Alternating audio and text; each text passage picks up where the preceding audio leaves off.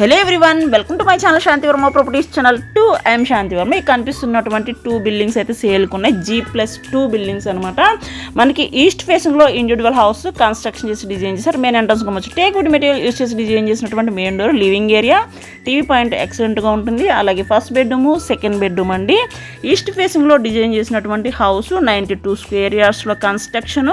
Dimensions 22.5 x 37, 30 feet road అయితే available. CC roads, underground drainage system, bore facility available, municipal water available, bank loan కూడా 80% available అండి. Plan ఉంది, loan వస్తుంది.